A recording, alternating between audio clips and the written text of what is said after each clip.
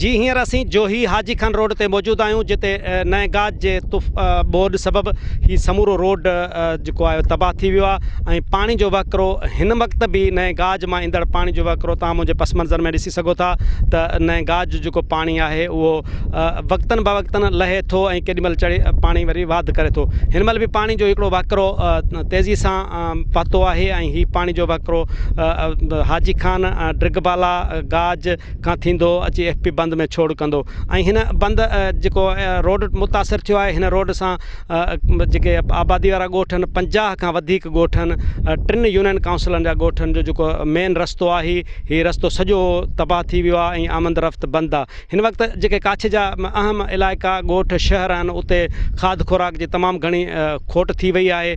उन करे जो हीउ रोड बंदि आहे। रोड रस्तो बहाल न हुजण जे करे समूरी ट्रैफ़िक बंदि आहे जंहिंजे करे हिते जेका सूरत हाल आहे इंतिहाई संगीन सूरत हाल आहे। हिते जेके असां हिन मंज़र बाबति ॾिसंदासीं ऐं हिन जेके मंज़र ॾिसूं था उनखां पोइ जेके हितां जा ॻोठाणा आहिनि हितां जा इलाइक़े वासी आहिनि अचो त हुननि सां ॻाल्हि ॿोल कयूं त हिन रोड टुटण सां कच्छ जे कहिड़नि कहिड़नि इलाइक़नि में कहिड़ियूं कहिड़ियूं हालतूं आहिनि। 50 खां मथे जेके वॾा वॾा नंढा नंढा ॻोठ उन्हनि जो राब्तो कटिजी वियो आहे।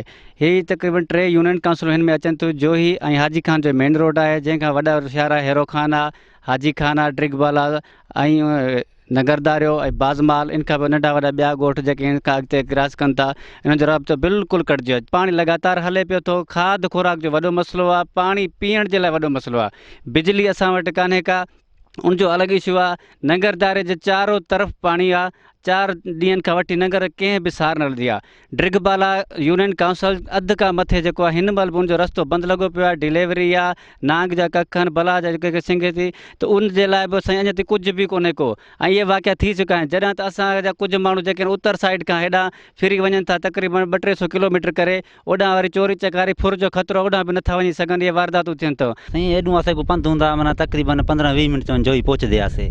हाणे असांखे एॾूं पिया लॻंदा माना तक़रीबन 1.5 कलाक 2 कलाक माना तक़रीबन साईं एॾूं वॾा पंधु असां ज़लील पिया थियूं। फुरण लॻिया पिया माहौल ख़राबु आहे ऐं किराया बि माण्हू नहीं पिया एतिरा गुरबत माना माहौल बि ख़राबु आहे। रस्ते रोड रस्ते तबाह लॻे पियो देखो इथूं माना वेंदे। तव्हां हितां जेको कंहिं माण्हू खां जेको वेंदा जोही खां हाजी खान ताईं केतिरो किरायो वठंदा हो ऐं हाणे हाजी खान खां जॾहिं तव्हां वॾो रूट तय करे पहुचो था त केतिरो किरायो था वठो? एॾूं सर असां गिनंदासीं फ़ी माण्हू जा माना 40 रुपया किराया हूंदा। हाणे एॾूं असां गिनंदा पियूं 250 रुपए माण्हू सर। हाँ सर तेल भी असरा महंगा है 120 रुपया लीटर है। हाणे एॾूं असरा डीज़ल वेंदा इथूं माना हाजी खान को जोई इथूं विचूं रस्ते चूं 600 था।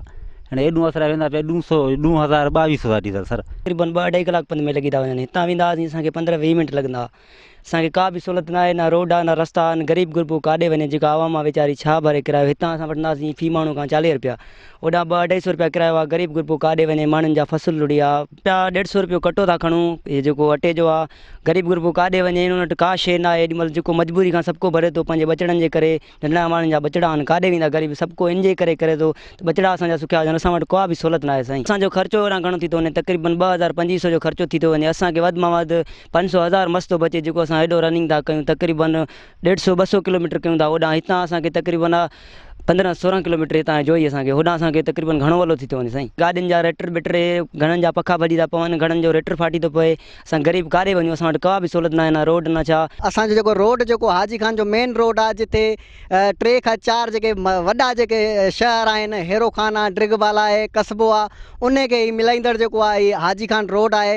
हिते जेको आहे 3 हंधनि तां जेको रोड खे कट आहे। असां इंतिज़ामिया खे इहा ई अपील कंदासीं त असांजो हीउ जेको रोड आहे जेको सिर्फ़ु 1 किलोमीटर जेको हीउ मुतासिर थियो आहे 3 कट आहिनि उन्हनि खे जेको आहे हींअर मशीनरी घुराए ऐं उन्हनि खे जेको पुर कयो वञे। ऐं ॿी इहा ॻाल्हि कंदुसि त हींअर हीउ सॼो इलाइक़ो मुतासिर आहे। हिते न का हिकिड़ी रिलीफ कैंप हुकूमत जे तरफ़ां क़ाइमु कई वई आहे न ई का हिते का हेल्थ टीम आई आहे न ई को हिते बहाली जो कमु शुरू कयो वियो आहे ऐं न ई का हिते रेस्क्यू टीम आई आहे। हिते 4 खां 5 ॻोठ मुकमल पाणी हेठि आहिनि। बाज़माल खोसा आहे नंगर दारियो आहे उन खां अलावा राजो गंढो आहे हेठी ड्रिग आहे ऐं ॿिया काफ़ी अहिड़ा ॻोठ आहिनि जेके तमामु घणा मुतासिर थिया आहिनि। तमामु ख़राबु हालत आहे। ॾिसूं रोड टुटी आहे, रस्ता बंदि थी विया, असां मज़दूर माण्हू रोज़ु कमाइण रोज़ु खाइण वारा। हे जेकॾहिं रोड टुटी वियो आहे त असांजा बचिड़ा छा खाईंदा? न हिते को इमदाद, न को अहिड़ो माण्हू ई असां वटि पहुतो आहे, सरकारी माण्हू न को मददगार असांजो न। छा जीअं वेठा आहियूं ईअं ई ॾिसो था तव्हां हालत रोड जी, ॾिसो था पाणी, ॾिसो था असांजा नंढड़ा बच्चा खाइण पीअण लाइ परेशान आहिनि। असां पाण परेशान आहियूं, असां वटि का बि शइ न पहुती आहे। असां हाजी खान जा आहियूं, पाण जो ई कमाइण वेंदा आहियूं, पर उन खां पोइ असां सिर्फ़ु इहे हेलीकॉप्टर ॾिसूं पिया था मथे जेके हलनि पिया था, बाक़ी असां वटि का शइ बि न पहुती आहे। स्लोप टपऊं पिया, उते धक लॻो, माना पेर तिरकी वियो, पथर में पेर तिरकी वियो, हे सॼो चंबो हलियो वियो अंदरि। डॉक्टर किथे? डॉक्टर त विया ई न आहियूं न, जेको पंधु आया आहियूं, सवारी न मिली आहे, पोइ मजबूरी खां पंधु करिणो पइजी। इलाज हाणे केरु न कराईंदो त मजबूरी खां पाण खे कराइणो पवंदो, भला छा कयूं। जी तव्हां ही ॻोठाणनि जा काछे वासियुनि जा वीचार ॿुधा। ही जो ही हाजी खान रोड जो जेको बहाली जे हवाले सां उन्हनि जो चवणु आहे त हिन रोड खे फौरी तौर ते बहाल कयो वञे।